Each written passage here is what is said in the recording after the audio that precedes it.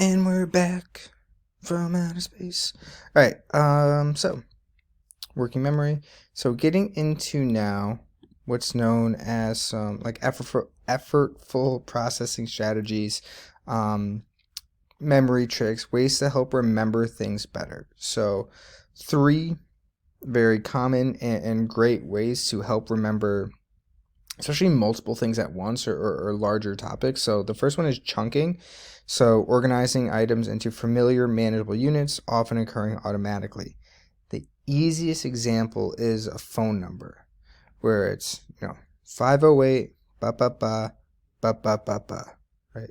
Where it's right, you don't remember the 3, 6, 10 digits all in a row, like 1 through 10. It's 3 area code versus the 3 and then the 4, where it's really the 3 3, 1 2 3 4, where it's like 3 3 2 2 even. So right, by taking a larger row of numbers or letters or whatever it may be, like the example in the previous slide, you can take a lot of things and chunk it down and break it apart into easily to remember segments. That's chunking.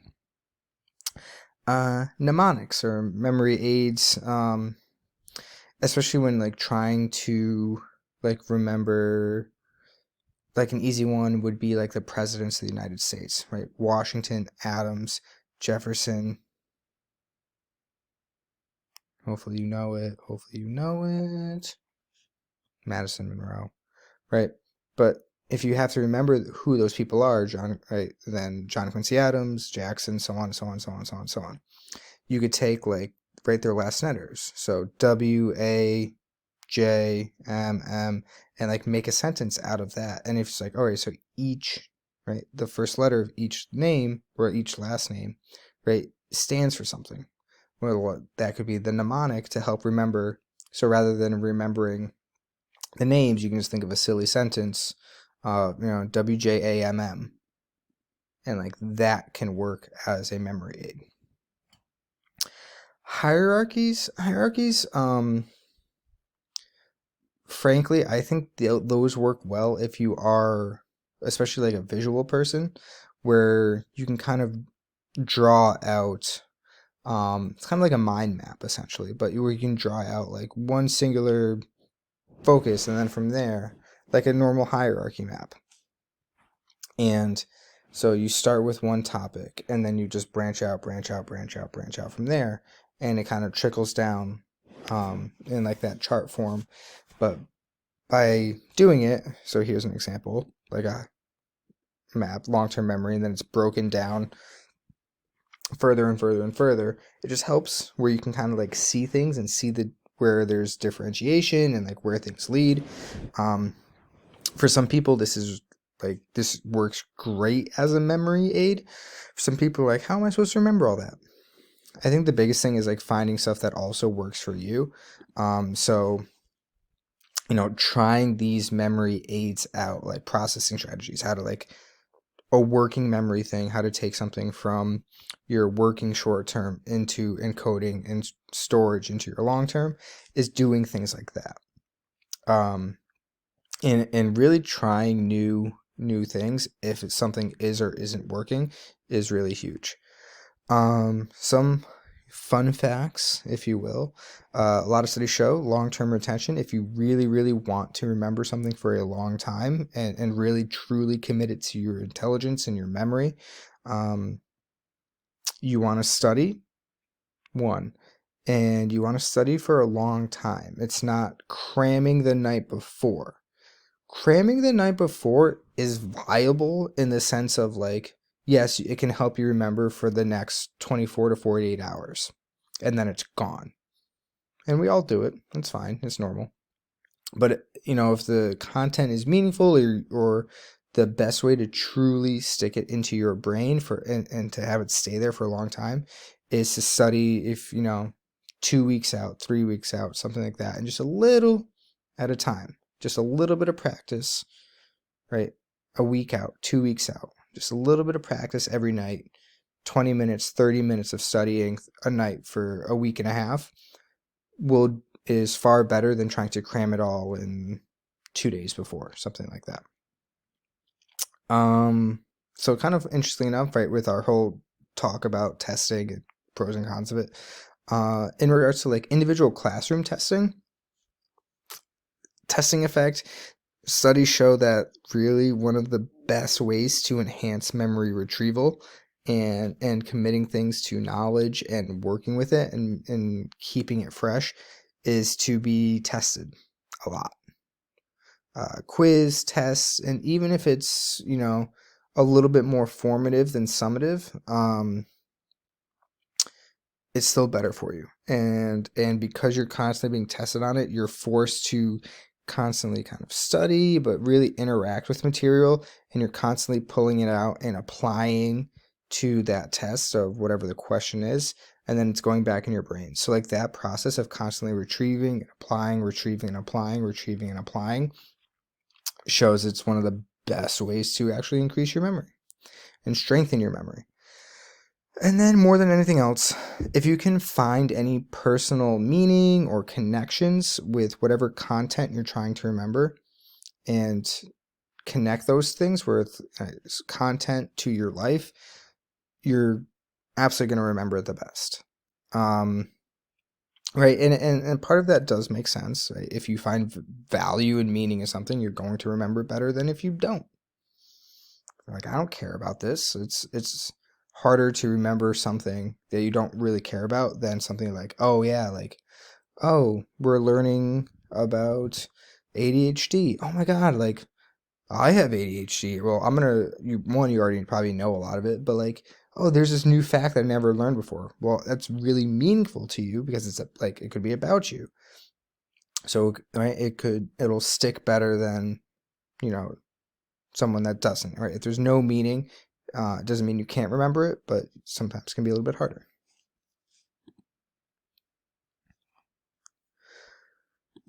Oh yeah, sorry. I would get down those three. You don't really, testing effect is fine, but I would get down those three. Long-term memory, more or less permanent. Obviously, you can remember something for a long time and then it's just gone. Relatively unlimited as far as we know. I mean, in theory, like, you can remember kind of everything because there are people that have that ability where they have like perfect memory. So it's within our brains at some level. Majority of us cannot access anywhere near that, but it is there. The rest you don't need to write down. There seems to be, right, like some place that they're stored, but like most things in the brain, it's shared across different areas. Memories, right, can be available but not accessible. That's that retrieval process again, where, right, they could be in there, but we just can't access them. It's hard to kind of prove that though, but it's there. All right. Types of long-term memory. You definitely should get this down. I think it's going to be easier just to see in this chart though. So within long-term memory, there's declarative memories and non-declarative. And they're really exactly what they sound like. Declarative memories are things you can tell others, things you can declare. So, right, my example, and right, who was the first president of the United States? George Washington. Boom, you can declare it. That's like a simple recall fact, right? So, right, that'd be part of semantics. But, the capital of Massachusetts is blank. The capital of Maine is blank. My mom's birthday is blank, right? Those things that are just like simple fact recall and just pulling it out of your brain for whatever, those are declarative memories. Your non-declarative memories are things you can show, right? Knowing how to ride a bicycle, your procedural memories, right? It's not just like a fact that you say. So I would get down like declarative versus non-declarative, and then you don't need to write down every single of the lower boxes, but I would have long-term memory, declarative like semantics, things you can declare, and then non-declarative like skills, something like riding a bike, something like that. Right? Tying shoes, riding a bike, using a keyboard, those procedural memories. And right, there's that. So I would get those down. That is important. The two different types of memory. All right. And we'll do these quickly to wrap up. Perfect. So what affects our ability? That should be affects. Our ability to retrieve memories, encoding. Right, so that's getting it into our brain. So the way that we encode and so like state dependent learning, so like our mood, our emotionality of when we are learning something and then trying to remember it does impact our ability to remember it. If you're in a really good headspace, if you are in a good mood, if you are in a very bad mood, if right something's wrong, right, state dependent learning, like the state that you're in impacts your learning at that point in time, but then also your memory and your ability to encode and stick it into your brain. So that is part of it. And then, right, the environment plays a part too. So I could say dependent learning. How do we retrieve memories? Again, recall versus recognition, which we're going to work on. We'll do a little, stuff in class on that as well. Recall, very few external cues. Recognition, right, essentially having some cues. So the practice that we'll do in class with like this celebrity thing, I think will make that a little bit more easy to understand than if you're just watching this on our own. But recall, there's no real cues. Like you have to search your own memory for it, essentially. Recognition, there's a lot of different cues there for you to access. Tip of the tongue phenomenon, we all know what it is because it all happens to us all the time, right? You have it, but you're like having that mental block of retrieval. Tip of the tongue. Serial position effect, and this is second to last slide. Yeah, almost third last. I don't know. Serial position effect. If we get a lot of things thrown at us, we are more likely to remember the things at the very beginning and the very end of the list. And what that means, boom. It's serial position effect is literally just combining primacy and primacy effect and recency effect. Primacy effect, we are most likely to remember things at the beginning of like a long list. Like if you were to go grocery shopping with a list of like 15 things, you're much more likely to remember the first like 5 and the last 5, and the 5 in the middle gets really, really blurry. So, right, in the beginning, we have like kind of a cleanish slate of things to think about. It's in the beginning, so it's the most important. So it sticks in our brain really well. Then halfway through, we just like tune out because it's like, God, this is a lot. I don't want to pay attention. And then at the very end, the recency effect, the last few things that you hear tends to be recalled more easily because it's the most fresh in your mind. So primacy, you're paying attention the most, and there's less competing information, so it sticks in your brain well. The middle gets boring, so you just kind of doze off.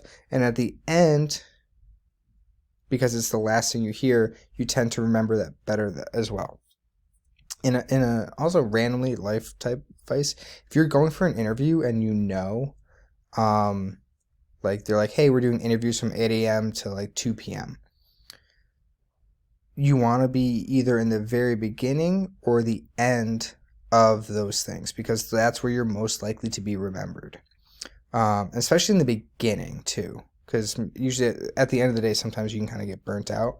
But just like as a way to like use this in your life and make it applicable to your life, if there's like a long day of interviews or something like that, sometimes the middle of the day might seem nice, but oftentimes like that can get drowned out. So the beginning, you can set the